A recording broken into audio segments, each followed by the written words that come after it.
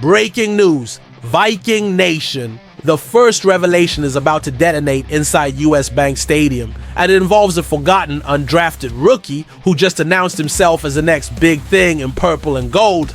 But hold your horses, because that's only the beginning of the absolute chaos that's been brewing in Minnesota over the past 72 hours. A former Vikings pass rusher got signed by a division rival and then brutally cut just 3 days later in what might be the most embarrassing NFL story of the week. Front office executives are exploring blockbuster trades that could completely reshape this receiving corps before week 1 kicks off. And our general manager might be plotting the most aggressive salary cap maneuvers in franchise history to land a superstar that would make every Packers fan question their life choices. Each of these 5 bombshells is going to rewrite everything you thought you knew about this Vikings roster. And trust me when I say this, if you think Kevin O'Connell's offense was dangerous last year, what's coming next is going to have defensive coordinators across the NFC North waking up in absolute terror. The JJ McCarthy era just got a whole lot more interesting, and these updates are proof that this organization isn't playing around when it comes to building a championship contender right here in Minneapolis.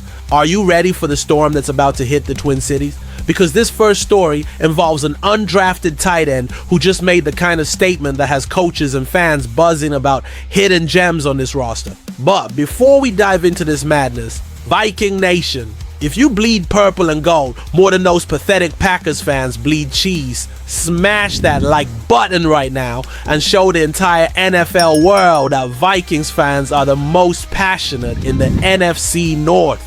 Hold on to your Viking horns, because what I'm about to tell you is going to completely change how you look at this tight end room and prove that sometimes the best players come from the most unexpected places. Undrafted rookie Bryson Nesbit just introduced himself to Viking Nation in the most spectacular way possible during Friday night's preseason finale against Tennessee.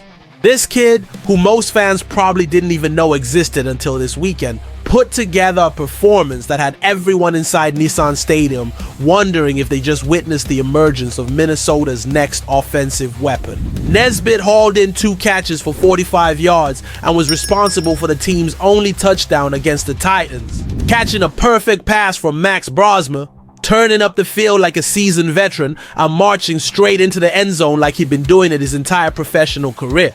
But here's where this story gets absolutely wild, Viking Nation. When you look at the overall preseason numbers, this forgotten rookie actually outproduced every other backup tight end on the entire roster combined, while Ben Urasek managed just 1 catch for 5 yards despite drawing the most attention behind TJ. Hawkinson and Josh Oliver and veteran Nick Vanette logged 3 receptions for 22 yards. Nesbit quietly accumulated 5 catches for 73 yards and that beautiful touchdown, proving that sometimes the best talent flies completely under the radar until the lights get bright enough. At 6'5" and 238 pounds, this North Carolina product was used as a big slot receiver with the Tar Heels, putting up absolutely ridiculous numbers when he had Patriots quarterback Drake May throwing him the ball. We're talking 107 catches for 1,510 yards and 13 touchdowns over 44 games, with nearly 1,100 of those yards and 9 scores coming during his final 2 seasons when he and May were tearing up the ACC together. NFL. Comsland Zierlein described him perfectly before the draft, saying, though listed as a tight end, Nesbit is more of a bigger, taller slot receiver who can create downfield opportunities for his quarterback when he gets rolling.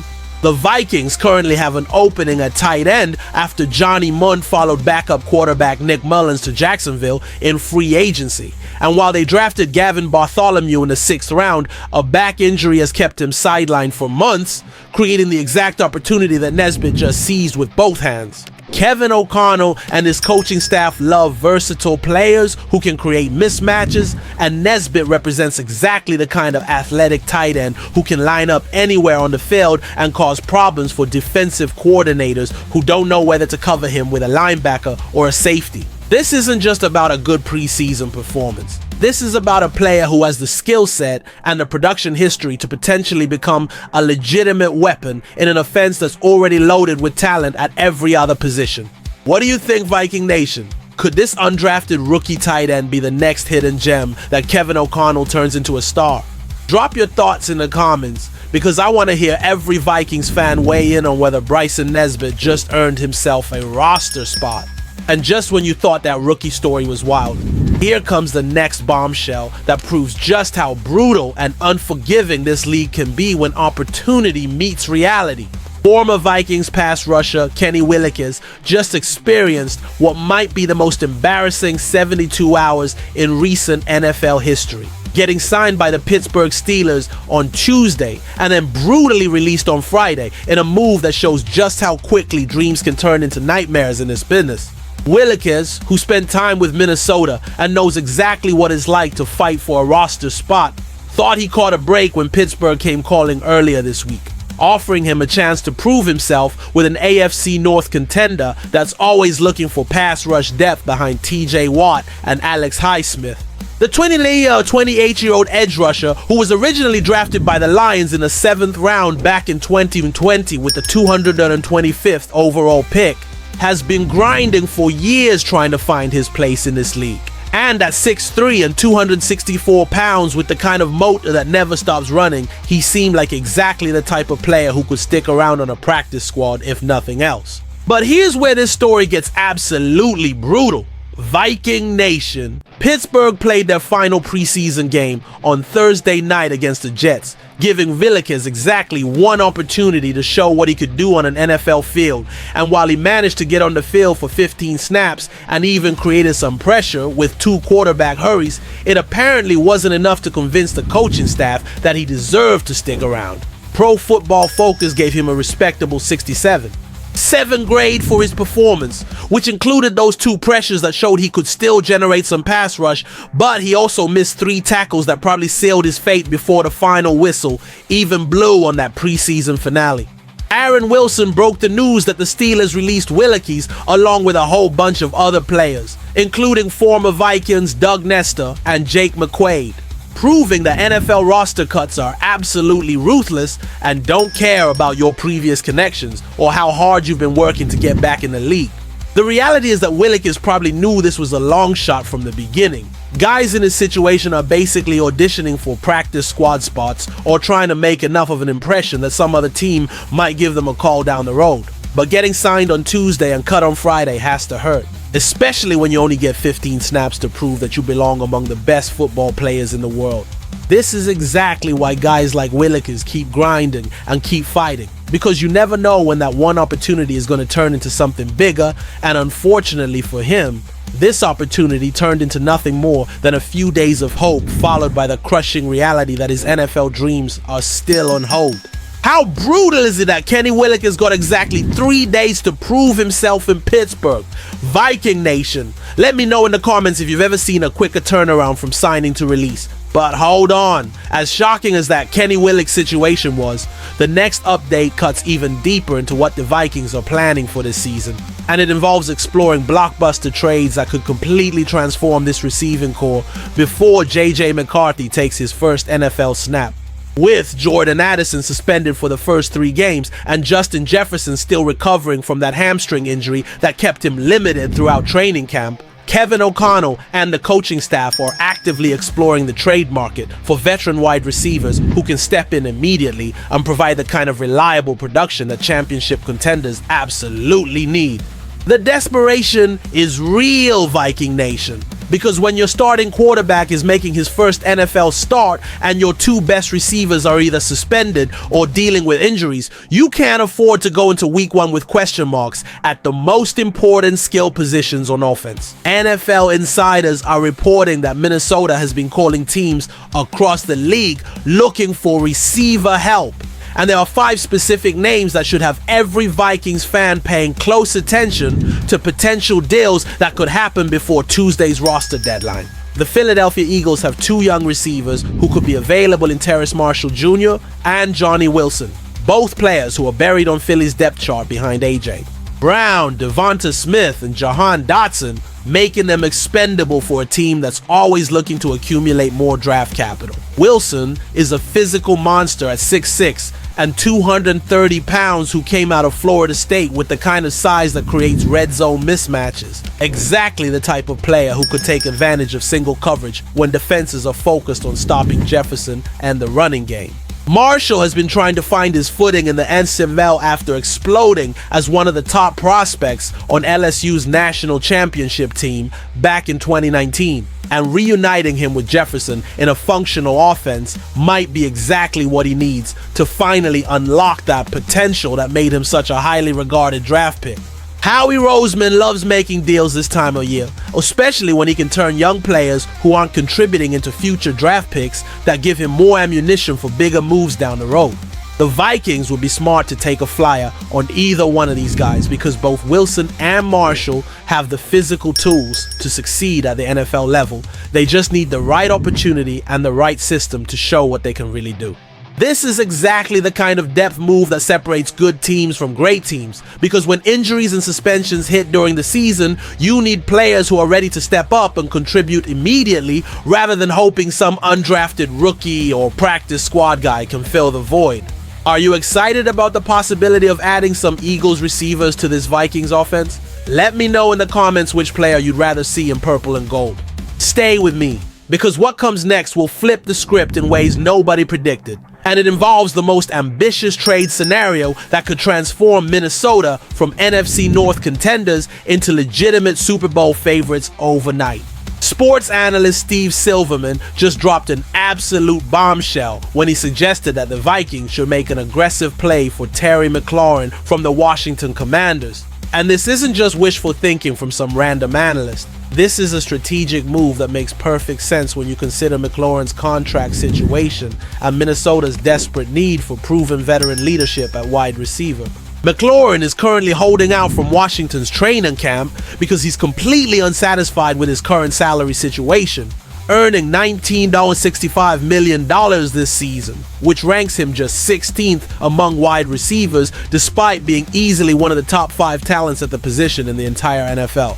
The Commanders may not have the salary cap flexibility to meet his demands for a long-term extension, but the Vikings have more than $30 million available in cap space, which could be more than enough to not only acquire McLaurin in a trade, but also sign him to the kind of deal that would keep him happy for the next several years. Picture this scenario for just one moment. Viking Nation, Justin Jefferson and Terry McLaurin lining up as your 1-2 receiving punch, with J.G.A.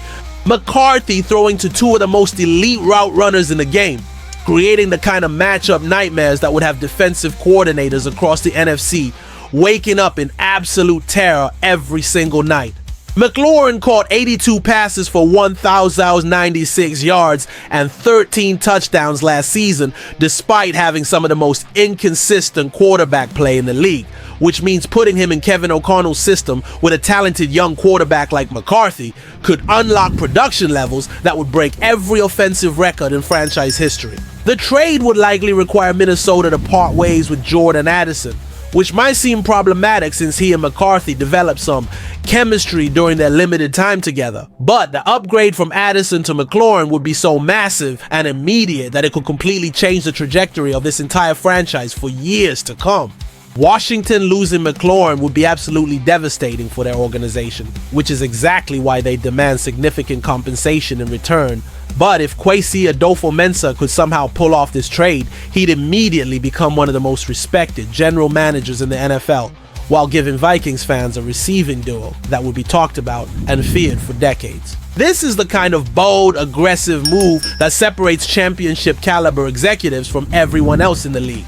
Recognizing when you have a legitimate Super Bowl window and being willing to spend whatever resources are necessary to maximize that window before it closes. How insane would it be to see Justin Jefferson and Terry McLaurin on the same team? Viking Nation, tell me in the comments if you think Kwesi should pull the trigger on this blockbuster trade. And if this week felt like an earthquake, what's coming next could be the aftershock that topples the whole season. Because we're diving into the most aggressive salary cap strategy that proves Kwesi Adofo-Mensah isn't just thinking small when it comes to building a championship roster around J.J. McCarthy. According to insider reports, the Vikings general manager has the financial flexibility and the strategic vision to pull off what they're calling big game hunting trades that would bring in elite level talent at wide receiver while still making everything work within the salary cap constraints over the next 3 crucial years. We're not talking about small moves here, Viking Nation. We're talking about potentially landing superstars like Tyreek Hill from the Miami Dolphins, Chris Olave from the New Orleans Saints, or that same Terry McLaurin from Washington, and doing it in a way that doesn't completely destroy the team's long-term financial flexibility. The strategy is brilliant when you break it down, because the Vikings have prioritized a 3-year championship window while McCarthy is on his rookie contract, and they're willing to be creative with contract restructures and extensions to make room for the kind of game-changing talent that could put this offense over the top. With Tyreek Hill, they could absorb most, if not all, of his $10 million base salary and $1. $8 million in per-game roster bonuses this season, and his contract has no guaranteed money beyond this year, giving them the flexibility to either restructure or move on after 1 season if things don't work out perfectly. Chris Olave represents an even more intriguing option because his roster bonus has already been paid and he'd only cost $1.5 million in base salary this year, though he's 15. $5 million fully guaranteed salary in 2026 would require some creative maneuvering with other contracts to make the numbers work. The Vikings are currently about $60 million over the projected salary cap for next season, but quick restructures and extensions for players like Justin Jefferson, Jonathan Greenard, TJ Hawkinson, and Brian O'Neill could free up more than $40 million in cap space, giving them the room they need to accommodate a superstar receiver's contract. Adolfo Mensa could even give someone like Olave a short-term extension to move money around and keep him under contract while Jordan Addison develops. Then when Addison is ready for his own extension, they could structure that deal to work in harmony with the existing contracts and keep everyone happy for the foreseeable future. This isn't just theory. This is exactly the kind of advanced salary cap management that championship organizations use to keep their windows open as long as possible. And it shows that the Vikings aren't content to just be competitive. They want to be absolutely dominant while they have this young, talented core locked up on team-friendly deals. Because if you thought this was wild, just wait until the rivals make their counter move. Because this war for NFC North supremacy is only beginning.